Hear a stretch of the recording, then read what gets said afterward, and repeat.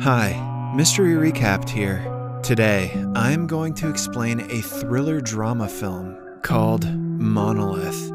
Spoilers ahead, watch out, and take care. The movie begins with an advertisement from a futuristic car brand named Monolith. The presenter from the advertisement states that the car is awarded as the safest car in the world and has a number of unique safety features. He claims that the car is extremely modern and has several features like unbreakable glass, strong tires, rigid body, and many more to keep its riders safe from every possible theft and damage. An AI-connected smartphone app is used to control all the features while being inside the car. A virtual assistant called Lilith helps to interact with the user interface of the car. In the next scene, we see a mother carrying her kid inside the same AI car to his granny's home. While talking to the AI assistant Lilith, we get to know that the mother's name is Sandra and her 2-year-old son is David. Her husband, Carl, is a pilot who could not join them due to his busy schedule. The car is so advanced that it can even detect the weight of the passengers inside the vehicle. Later, Carl calls them and informs them that he is at the central airport after his duty and misses them a lot. Just then, someone knocks on the door and Carl says his goodbye and leaves. Meanwhile, David starts becoming fussy, so Sandra hands him her smartphone to keep him occupied. Quiet down, David, and check your DMs. After some time, Sandra takes a halt at the gas station on the side of the road. She then takes David inside the washroom and changes his diapers, while some girls are seen giggling. The gas station also has a supermarket, where Sandra buys her son his favorite snacks. While paying at the counter, Sandra notices someone trying to break into her car outside. Instead of being worried, she just takes out her smartphone and locks the vehicle using the smart app. As Sandra is busy inspecting the situation, she doesn't even notice that David has been separated from her. After she realizes that David is lost, she screams and searches for him around the supermarket. She rushes outside and even calls a stranger, assuming that David is with him. She seems to be totally freaked out until she finds David with the same 3 ladies whom she met earlier at the washroom. Sandra immediately puts David into her car and activates the vault mode feature. This disengages her from what's happening outside, and she finally breathes a sigh of relief. After leaving the gas station, Sandra still has a long distance to drive until they reach her mother-in-law's house. Due to the long ride, Sandra feels bored and decides to call her childhood friend, Jessa, to check on her. Jessa receives the call and informs her that she is near the central airport at a hotel. She even tells that she has been staying at the hotel with Carl. Sandra is devastated at the revelation of her friend having an affair with her husband.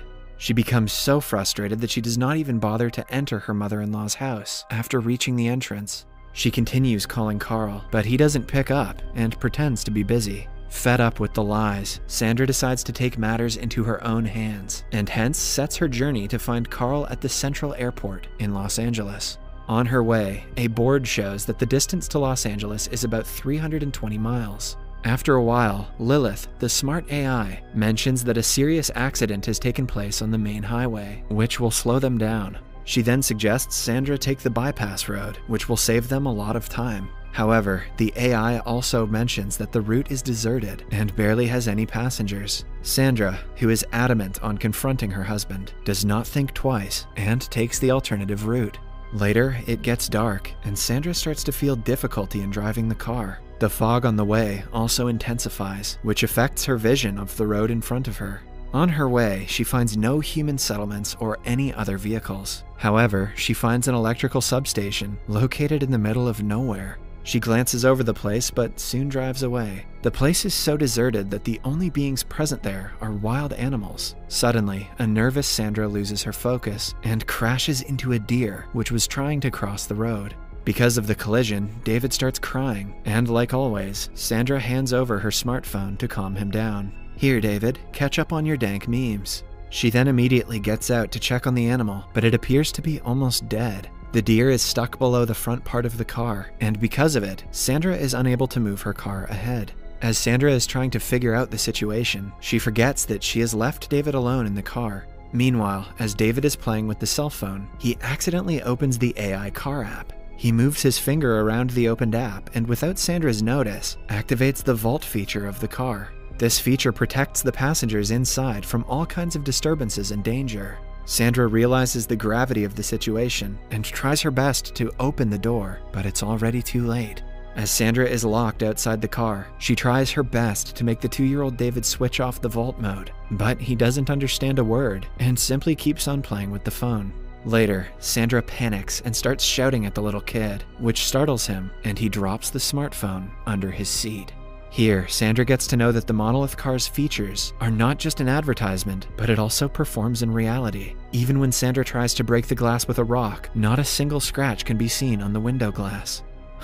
Should have gone with the Tesla. Seeing all her efforts go in vain, Sandra decides to seek other options. She begins walking back to the electrical substation which she noticed before. After some walking, she reaches the station, jumps over the fence, and cries for help. However, she gets no response, and the station seems to be empty with no workers present at the moment. After this, Sandra enters one of the rooms and finds some necessary items inside. She takes a flashlight to use at night and a big wrench to help her break the glass of the locked car. Just as she leaves the substation, she notices a wild animal following her. As Sandra rushes back, a coyote attacks her, so she climbs onto the roof of the car. Despite her best efforts to scare off the animal, it remains unfazed. In a last-ditch attempt, Sandra starts banging the car with the wrench and an alarm starts blaring, which finally makes the coyote retreat. Just then, Sandra notices David having difficulties breathing. Despite the situation, she manages to calm David, and he finally starts breathing and soon falls asleep. After a bit of thinking, Sandra too becomes tired and falls asleep on the bonnet of the car. The next day, Sandra wakes up when the sun is already bright. She then immediately rushes to check David's condition inside the car. She finds her baby weak and feeble because of his hungry stomach and dehydration. One of the features of the car also displays the temperature of the surroundings, which appear to be increasing slowly. The condition is a curse to Sandra, as the place is completely isolated with no humans around. Sandra then decides to seek help and follows the road, despite being severely dehydrated. She proceeds to walk the long journey. She also knows the risks of leaving David alone in the overheated car, but she has no choice but to seek help. Fortunately, she comes across a river where she drinks and cleans herself. After gaining some respite, she continues her journey and encounters steep hills along the path. After walking several miles, Sandra finally comes across an old airfield where she discovers a jet. Meanwhile, the temperature inside the monolith car rises up, causing it to instantly start the emergency cooling fan. After reaching the abandoned jet, Sandra enters and discovers some alcoholic drinks, a gallon of gasoline, a lighter, and a pair of spare airplane tires. She consumes some alcohol and immediately gathers the necessary items. After that, Sandra uses the gasoline to burn the 2 tires in hopes of attracting help. She then takes the gallon and fills it with the river water. Slowly, Sandra walks back to the place where she left David. In the next scene, Sandra hurries to the car and finds David all weak and turning red. She tries calling out to him, but David does not answer or move. The temperature inside the car has increased significantly, and the emergency cooling fans have become ineffective. Seeing the state of her son, Sandra immediately climbs the roof and pours the water she brought from the river, but all her efforts go into vain. Thinking that her child will have to die inside the high-tech vehicle, she again starts to hit the car window with the wrench, but it just wastes her energy. Later, Sandra tries to light a fire outside the car in hopes that the sensors will detect the smoke and open the windows, but none of this happens. Instead, the emergency cooling fans stop running to prevent the smoke from entering inside. Fatigued, Sandra falls to the ground and has a vision of her and Carl visiting the scene of the accident a year later.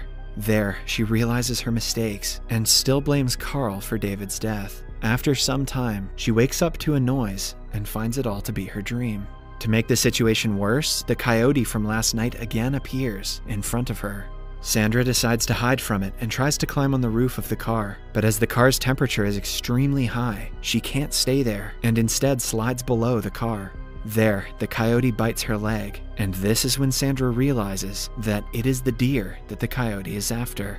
As soon as the coyote drags the deer out, the car starts rolling backwards. The deer was the reason that the car was held in position. Sandra immediately gets out from under the car and tries to stop it from sliding back. Despite her best efforts, the car continues to roll, edging closer to a fall.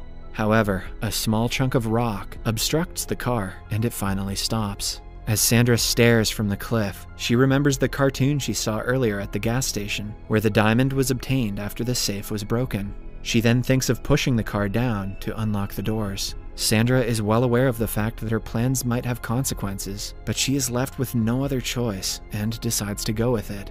She grabs the wrench and starts breaking the rock which was obstructing the tire. After successfully removing the rock, Sandra purposely pushes the car down the cliff with the baby still inside. As the car is thrown into the air, its built-in AI starts to function and immediately realizes that the car is falling from a height. The features of the car get to work and shift its balance, studying the gravitational pressure to fall upright without causing any harm to David. Since the car was designed to deactivate the vault mode at the time of an accident to let the rescuers come in, the doors finally open. As soon as the car strikes the ground, Sandra climbs down the cliff and approaches it. Despite the devastating fall, the car appears as if someone just placed it there. Finding the locked door open, Sandra hurriedly takes David out of the car and opens his clothes to help him cool down. Seeing David's weak health condition, Sandra resolves to get out of the place as soon as possible. Before Sandra gets in the car to drive, the whole system gets restarted. With the help of Lilith, Sandra sets the car into extreme off-road mode and starts climbing the cliff in front of her. The car appears to be made for very extreme conditions and easily gets past the steep cliff. Miraculously, Sandra reaches the off-road she chose and heads for the hospital. In the final scene of the movie, we see Sandra and David arriving at the hospital. David is kept on the hospital bed beside Sandra and is connected with multiple tubes. Sandra seems worried about David until he opens his eyes and calls her mommy for the first time. The movie ends as Sandra is delighted by her son calling her out. Little did Sandra know, David was speaking to the car.